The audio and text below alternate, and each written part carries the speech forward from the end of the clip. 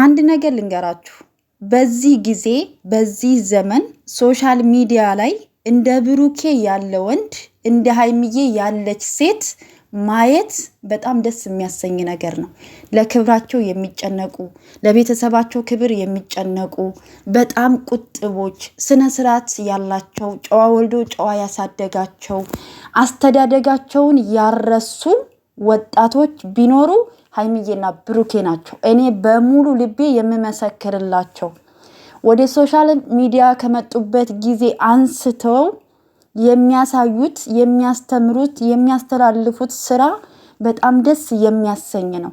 ግን በዚህ ስራቸው ውስጥ ደግሞ አንዳንድ ሰዎች የራሳቸው ህይወት ጠፍቶባቸው እነሱ በሚያደርጉት እነሱ በሚያስቡት አስተሳሰባቸው ሌላውም ሰው ያደርጋል ብለው ስለሚያስቡ ብዙ ነገር ይሏቸዋል። ግን እነሱ ማንነታቸውን ስለሚያውቁ አስተዳደጋቸውን ስለሚያውቁ ወደዚህ ሶሻል ሚዲያ ለምን እንደመጡ ስለሚያውቁ ስራቸውን እየሰሩ እየተከባበሩ እየተሳሰቡ እዚህ ደረጃ ደርሰዋል። አሁንም የፈለጉትን ስራ መስራት መብት አላቸው። አንዳንድ ሰዎች ደግሞ እናንተ ብዙ ነገር ልታደርጉ ትችላላችሁ። እናንተ አደረጋችሁ ማለት ያነ ሰው አደረገው ማለት አይደለም። ሰው ልብ ካለው ማሰብ ከቻለ ማገናዘብ ከቻለ ብዙ ነገር ይማርበታል። አብሶ በዚህ ዘመን ላለው ወጣት ማለት ነው። አሁን እኮ ወጣቱ ምን እያሰበ እንደሆነ ምን እያደረገ እንደሆነ ምን እየተካሄደ እንደሆነ እኮ እያየ ነው ሶሻል ሚዲያ ላይ ሴትም ይሁን ወንድም ማለት ነው።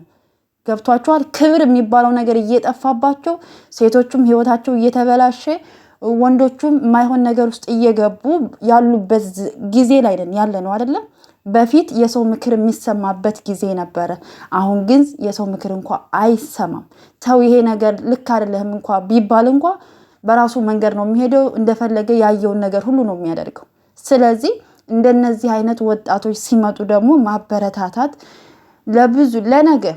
ለብዙ ወጣቶች ማስተማር የሚችሉ ተምሳሌት የሚሆኑ ልጆች ናቸው። ስለዚህ የሆነ ስራ ሰርተው ሲመጡ እነሱን ዝቅ ለማድረግ ለማንቋሸሽ አትሩጡ። መጀመሪያ የራሳችሁን ማንነት የራሳችሁን አስተሳሰብ አስተካክሉ። በጣም ብዙ ጊዜ በተደጋጋሚ እያየሁ ነው እኔ ለራሴ ማለት ነው። በኮሜንት ትሳደባላችሁ፣ ብሩኬን ትሳደባላችሁ፣ ሃይሚን ትሳደባላችሁ። እናንተ እንደዚህ እንትን ካላችሁ በኋላ እናንተ እንደዚህ ናችሁ እያላችሁ ማለት ነው።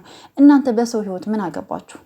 አይደለም የፈለጉትን ማድረግ ይችላሉ። እንደፈለጉ መሆን ይችላሉ። ፍቅረኛሞች ናቸው፣ ባልና ሚስት ናቸው። እሺ የፈለጉትን ማድረግ ይችላሉ። እናንተ እዛ ውስጥ ምን ትሰራላችሁ? እናንተ ያንን ነገር ምን አሳሰባችሁ? እናንተ ስለምታደርጉ እናንተ ስለምታስቡት ያንም ሰው ያደርገዋል ያንም ሰው ይተገብረዋል ማለት አይደለም። ሁላችንም የየራሳችን አስተሳሰብ አለን፣ የራሳችን መንገድ አለን አይደለ? እንጂ በእናንተ አስተሳሰብ በእናንተ ድርጊት ሌላ ሰው ይሄዳል ወይም ደግሞ ያደርጋል ማለት አይደለም።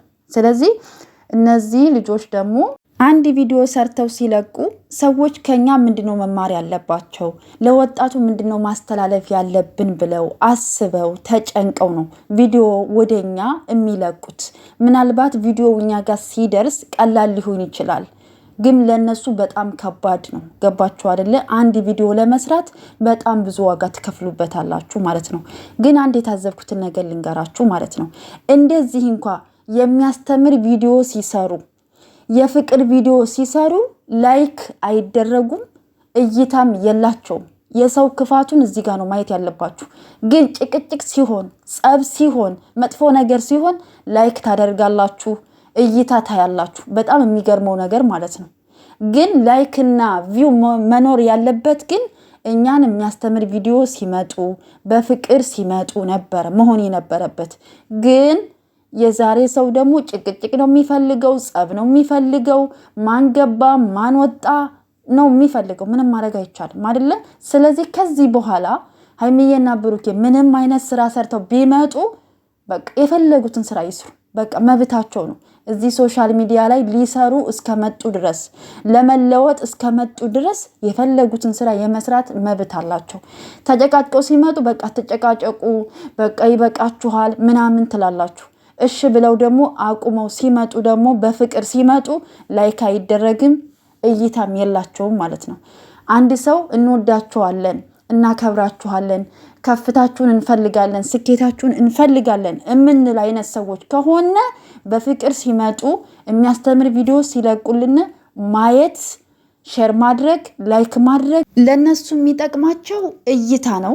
ላይክ ሲደረግ ደግሞ በጣም ብዙ ሰዎች ጋራ ተደራሽነት ይኖረዋል።